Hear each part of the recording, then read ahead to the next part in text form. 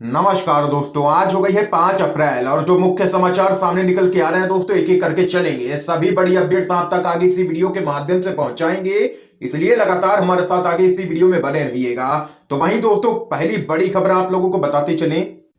बंगाल चुनाव BJP candidate पर पैसे बांटने का आरोप, महुआ मोइत्रा ने वीडियो किया है शेयर। जी हां दोस्तों, आप लोगों को बताते चलें, पश्चिम बंगाल में विधानसभा चुनाव के लिए प्रचार जोरों पर है और सभी उम्मीदवार अपने इलाकों में मतदाताओं तक पहुंचने में लगे हैं। इसी दौरान टीएमसी की सांसद महुआ मोइत्रा ने बीजेपी के एक प्रत्याशी का सनसनीखेज वीडियो यहां पर शेयर कर दिया है।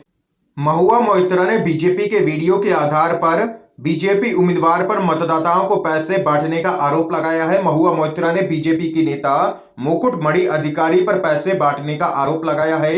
आप लोगों को दोस्तों बताते चले, मुकुटमणि पश्चिम बंगाल की राणाघाट दक्षिण विधानसभा संख्या 90 से बीजेपी के उम्मीदवार हैं, जिनका यहां पर पैसे बांटते हुए सारा ही खेल कैमरे में कैद हो चुका है और लगातार बीजेपी अब इस पूरे मामले पर चौतरफा घिरती हुई नजर आ रही है। सीधे तौर पर जनता के बीच में पैसे बांटते पकड़े गए हैं बीजेपी के उम्मीदवार। एक और बड़ी अपडेट जान लेते हैं दोस्तों। किसान नेता चढ़ूनी की बीजेपी नेताओं को चेतावनी, किसान आंदोलन चलने तक रद्द करें सारे ही कार्यक्रम। आप लोगों को दोस्तों बताते चलें, मुख्यमंत्री के कार्यक्रम का विरोध कर रहे किसानों पर लाठीचार्ज के विरोध में जहां हरियाणा में जगह जगह रोड जाम किए गए, तो वहीं मामले की गंभीरता को देखते हुए रोहतक में किसान और किसान नेताओं ने आपातकालीन पंचायत बुलाई, जिसमें भाजपा और जेजेपी नेताओं को तुरंत प्रभाव से सभी कार्यक्रम रद्द करने की चेतावनी जारी कर दी गई है।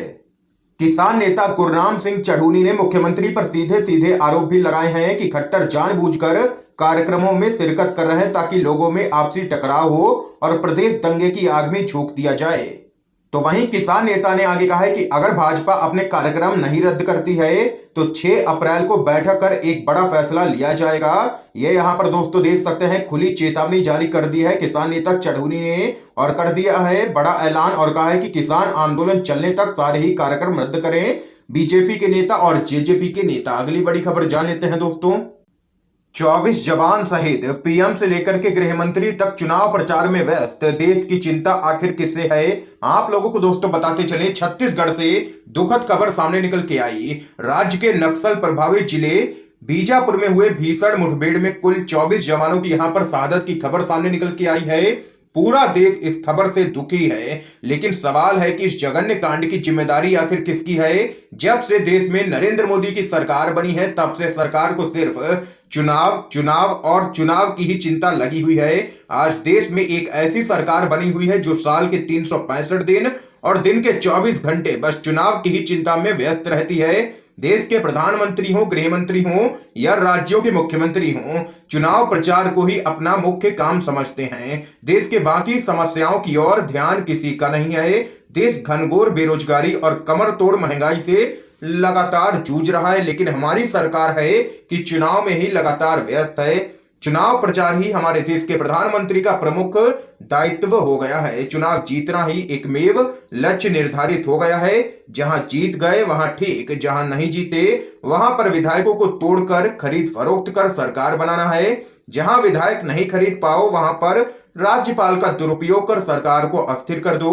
जहां शुरू से ही जीतने की संभावना नजर नहीं आ रही हो वहां पर ईवीएम का दुरुपयोग करो। उदाहरणों की कोई कमी नहीं है। देश ने शायद ऐसा पहला प्रधानमंत्री और गृह मंत्री देखा है जो पूरे देश की चिंता छोड़कर सिर्फ चुनाव की ही चिंता करते नजर आ रहे हैं। ऐसे माहौल की कीमत आज देश के बहादुर जवानों को चुकानी पड़ी है और आज पूरा देश एक ही सवाल पूछ रहा है कि क्या प्रधानमंत्री, गृह मंत्री और मुख्यमंत्रियों के लिए चुनाव ही सर्वोपरि है। सबसे बड़ा सवाल यही है आज की तारीख में। देख सकते हैं लगातार यहां पर कई सवाल खड़े हो रहे हैं और प्रधानमंत्री से लेकर के गृह मंत्री अमित शाह आम जनता के निशाने पर हैं और लोग यहां पर यही प्रश्न पूछ रहे हैं, आखिर इस जघन्य कांड की जिम्मेवारी किसकी है। दोस्तों, इस खबर पे आप लोगों की क्या कुछ राय है जरूर बता सकते हैं कमेंट बॉक्स में। अगली बड़ी खबर जान लेते हैं।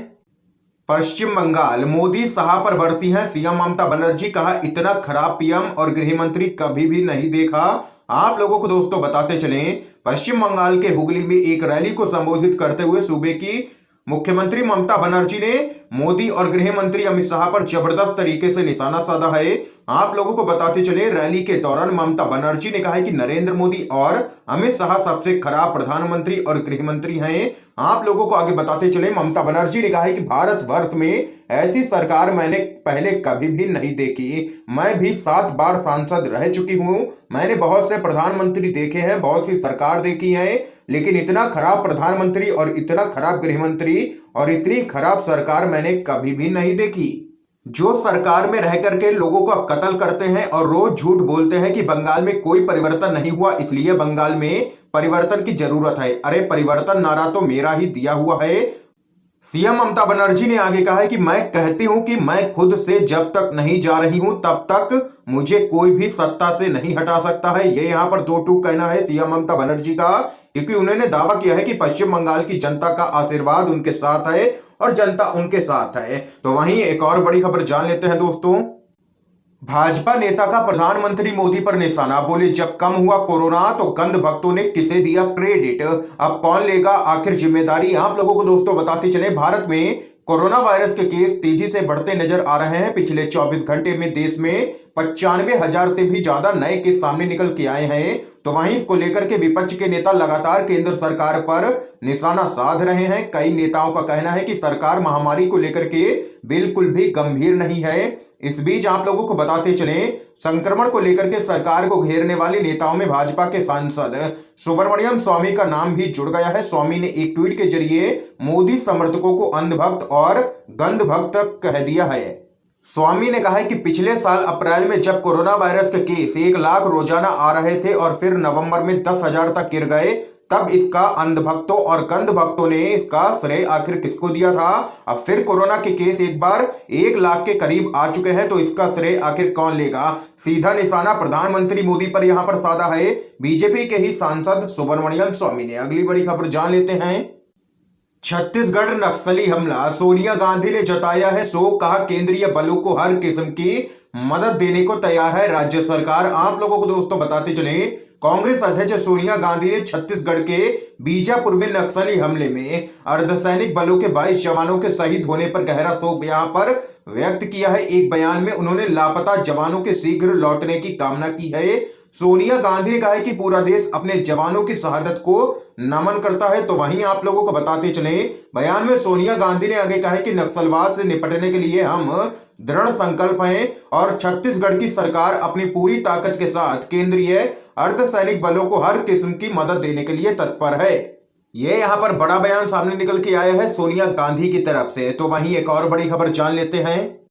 जींद में केजरीवाल बोले जो किसानों के साथ नहीं वो गद्दार है, एलजी की ताकत पर केंद्र को घेरा। आप लोगों को दोस्तों बताते चले, दिल्ली बॉर्डर पर चल रहे किसान आंदोलन की गूंज अब हिंदी पट्टी के राज्यों के हर जिले में पूरी तरीके से पहुंचने लगी है। इसलिए राजनेता भी इस मौके पर किसानों के समर्थन में लगातार रैलियां कर रहे हैं। इसी कड़ी में दिल्ली के मुख्यमंत्री और आम आदमी पार्टी के संयोजक अरविंद केजरीवाल हरियाणा के जींद जिले पहुंचे। किसानों के समर्थन में हरियाणा के जींद पहुंचे अरविंद केजरीवाल ने मंच से कहा कि जो किसान आंदोलन के खिलाफ है वो देश के गद्दार है और जो किसान आंदोलन के साथ है वो ही देशभक्त हैं। केजरीवाल ने आगे कहा है कि मुझसे नाराज होकर के केंद्र सरकार वाले संसद में एक बिल लेकर के आए, किसान आंदोलन का समर्थन करने के लिए सजा दे रहे हैं। दिल्ली में चुनी सरकार की बजाय सारी ताकत एलजी को दे दी है। बीजेपी के सांसदों ने संसद में कहा कि किसानों का समर्थन करने के लिए मुख्यमंत्री अरविंद केजरीवाल को सजा दे रहे हैं। बीजेपी वालों को कहना चाहता हूं कि किसान आंदोलन के लिए केजरीवाल की जान भी चली जाए, हम किसी सजा से नहीं डरते हैं। केजरीवाल ने आगे कहा कि हर देशभक्त का फर्ज है कि किसान आंदोलन का समर्थन करे। जो किसान आंदोलन के खिलाफ हैं वो यहाँ पर देश के गद्दार हैं और जो किसान आंदोलन के समर्थन में है यानी कि साथ है वो ही सिर्फ देशभक्त हैं। मैं किसानों के समर्थन में हर कुर्बानी देने को तैयार हूं। किसान मुझे छोटा भाई बेटा मानते हैं, मुझे केंद्र सरकार की सजा की परवाह नहीं है। ये यहाँ पर दोस्तों देख सकते हैं, जींद में केजरीवाल ने एक किसान महापंचायत को संबोधित किया है और जबरदस्त तरीके से केंद्र सरकार को निशाने पर लिया है और कहा है कि जो किसानों का समर्थन नहीं करते हैं वो देश के गद्दार हैं। यानी कि सीधे तौर पर केंद्र सरकार को गद्दार कहा है यहाँ पर केजरीवाल ने।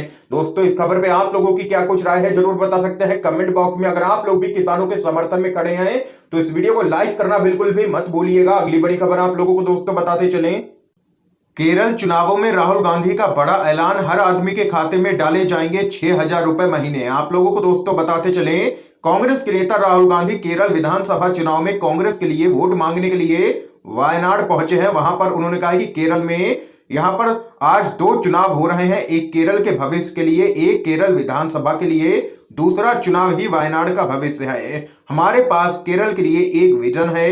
राहुल गांधी ने केरल के प्रत्येक आदमी को न्यूनतम 6,000 रुपए महीने देने का वादा करते हुए कहा है कि ऐसा पहली बार हो रहा है केरल के इतिहास में। हम प्रत्येक आदमी को न्यूनतम आय देने का वादा करते हैं, प्रत्येक आदमी के खाते में हर महीने 6,000 रुपए आएंगे।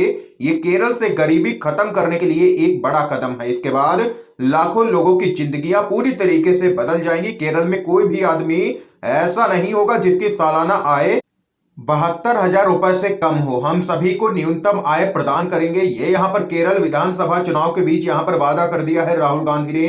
एक और बड़ी खबर जान लेते हैं दोस्तों। ममता बनर्जी का पीएम मोदी पर बड़ा हमला, प्रधानमंत्री क्या भगवान है या महामानव है जो नतीजों की भविष्यवाणी कर रहे हैं। आप लोगों को दोस्तों बताते चले, पश्चिम बंगाल की मुख्यमंत्री ममता बनर्जी ने यहां पर आश्चर्य व्यक्त करते हुए जानना चाहा है कि क्या प्रधानमंत्री नरेंद्र मोदी भगवान या महामानव हैं जो विधानसभा चुनाव में भाजपा की जीत का दावा कर रहे हैं, जबकि अभी 6 चरण के चुनाव होने बाकी हैं। सीएम ममता बनर्जी ने 6 चरण के चुनाव से पहले प्रधानमंत्री के इस तरह के बयान पर न सिर्फ सवाल खड़े किए हैं बल्कि पीएम मोदी की मंशा पर मुख्यमंत्री ने सवाल भी उठाया है।